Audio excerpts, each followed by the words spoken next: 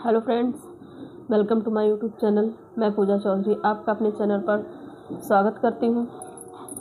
तो आज हम जानेंगे कि बेबी के एक नवजात शिशु के रिफ्लेक्शन के बारे में। कौन कौन से रिफ्लेक्शन होते हैं और ये कब कब कितने महीने पे दिखाई देते हैं या फिर इसकी क्या परिभाषा है। तो फर्स्ट हम जानेंगे पाल्मर ग्राफ्स। तो जब हम बच्चे की हथेली पर कोई ऑब्जेक्ट रखते हैं तो बच्चा अपनी उंगलियों को ना बंद कर उस ऑब्जेक्ट को पकड़ने की कोशिश करता है, तो हम उसे पाल्मर ग्राफ्स कहते हैं। और ये कितनी वर्ष की उम्र में दिखाई देता है, मतलब कितने महीने की उम्र में? तो ये 3 माह की उम्र में ये ऐसा बेबी करने लगता है। एंड सेकंड है गैगनिंग रिफ्लेक्स। जब नवजात एक बार में ही अधिक मात्रा में दूध निगल लेता है तो अपचित दूध मुंह में और तथा मुंह से बाहर की ओर वापस आ जाता है। जब बच्चा ज़्यादा दूध निगल लेता है और कुछ दूध जो उसे ज़रूरत रहती है वो उसके अंदर चला जाता है, बाकी दूध वो ऊपर कर देता है, मतलब निकाल देता है। तो इस प्रक्रिया को गैगनिंग रिफ्लेक्स कहते हैं और ये रिफ्लेक्स बच्चों में आजीवन पाए जाते हैं। और उसके बाद है थर्ड शॉकिंग। जब माता ब्रेस्ट निप्पल के द्वारा नवजात के होठों को स्पर्श कराती है तो नवजात शॉकिंग मूवमेंट को प्रदर्शित करता है।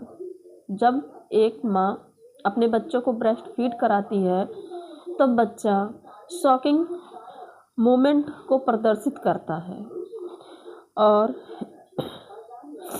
ये 6 माह तक प्रदर्शित रहता है, मतलब 6 माह की उम्र तक बच्चा इस रिफ्लेक्स को प्रदर्शित करता है।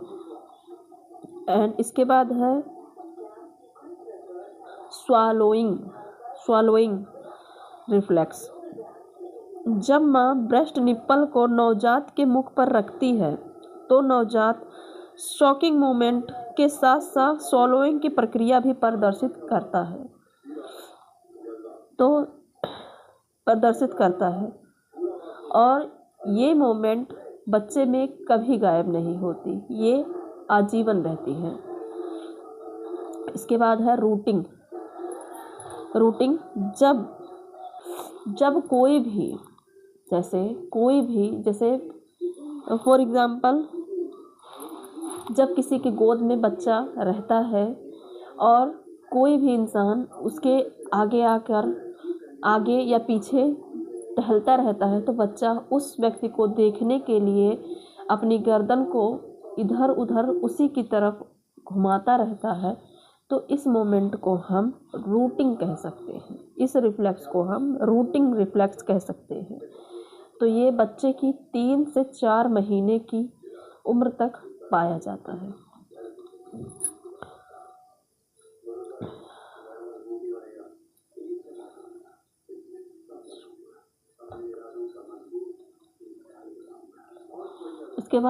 उसके बाद मोरल रिफ्लेक्स में आता है इसमें जब कोई भी नवजात को सुपाइन पोजीशन में ऊपर की ओर उठाता है तथा हाथों की सहायता से उसके सिर तथा पीठ को सपोर्ट प्रदान करता है, जब अचानक नवजात का सिर कुछ इंच नीचे लाया जाता है तो नवजात पहले हाथ पैरों को अडक्ट तथा एक्सटेंड करता है, इसके बाद अडक्ट तथा रिफ्लेक्स करता है। जैसे फॉर एग्जांपल जब कोई भी नवजात शिशु को हम ऐसे गोदी में उठाते हैं, उसके हाथ उसके सिर पे और उसके बॉडी को सपोर्ट करके हम उसे ऊपर की ओर उठाते हैं और एकाएक से हम उसे जब नीचे की ओर कर देते हैं तो वो चौंक सा जाता है, ऐसे हाथों पैरों को बटोर लेता है। उसके बाद जब सेम पोजीशन में आता है तो वो फैलाता है। इसी को कहते हैं मोरल रिफ्लेक्स। इसी को मोरल रिफ्लेक्स करते हैं। और ये 3 से 4 महीने की उम्र तक बच्चों में पाया जाता है। इसके बाद है डॉलिस आई रिफ्लेक्स। इसकी परिभाषा है, जैसे जब कोई व्यक्ति नवजात का सिर धीरे धीरे दाईं तरफ से बाईं तरफ घुमाता है तो नवजात की आंखें गुड़िया की आंखों की तरह स्थिर रहती हैं। जब फॉर एग्जाम्पल जब छोटा बेबी होता है तो वो किसी भी साइड एक तरफ देखता है तो उसे कोई भी व्यक्ति एक तरफ से दूसरी तरफ उसका सिर दाहिने ओर से बाएं तरफ घुमाता है, फिर भी वो एक टक ही किसी ऑब्जेक्ट को देखता रहता है, ना कि अपनी आंखों को इधर से उधर घुमाता है। तो इसी को हम डॉली आइज रिफ्लेक्स कहते हैं। इसके बाद है स्नीजिंग एंड चॉकिंग रिफ्लेक्स। जब नवजात के श्वसन मार्ग एयरवे में कोई फॉरगिंग बॉडी प्रवेश कर जाती है तो वह उसे बाहर निकालने के लिए छींकता तथा खांसता है। मतलब जैसे स्नीजिंग एंड चॉकिंग रिफ्लेक्स।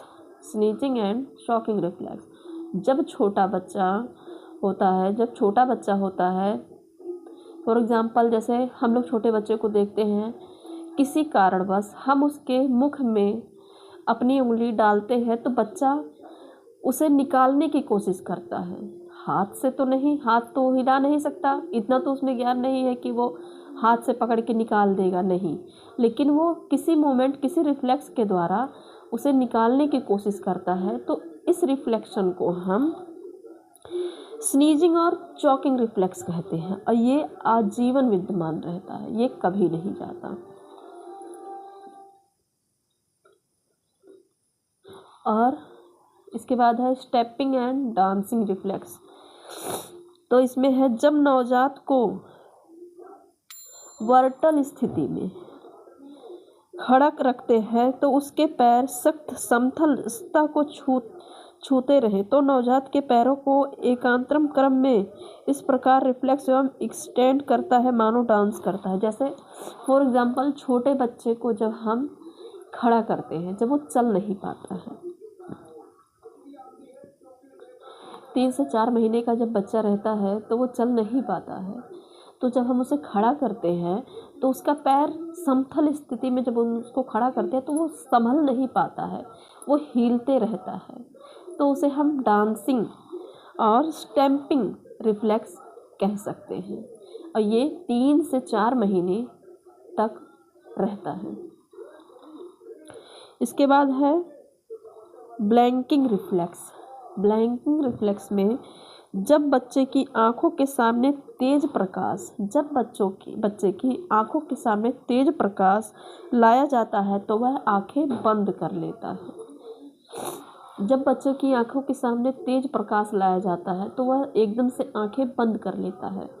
तो इस रिफ्लेक्स को हम ब्लैंकिंग रिफ्लेक्स कहते हैं और ये आजीवन रहता है, ये कभी गायब नहीं होता है। तो आई होप आपको ये वीडियो पसंद आया हो। अगर इसमें कोई भी त्रुटि हो तो प्लीज़ हमें माफ़ करें। तो प्लीज़ मेरे चैनल को लाइक करें, शेयर करें एंड सब्सक्राइब करें। Thank you.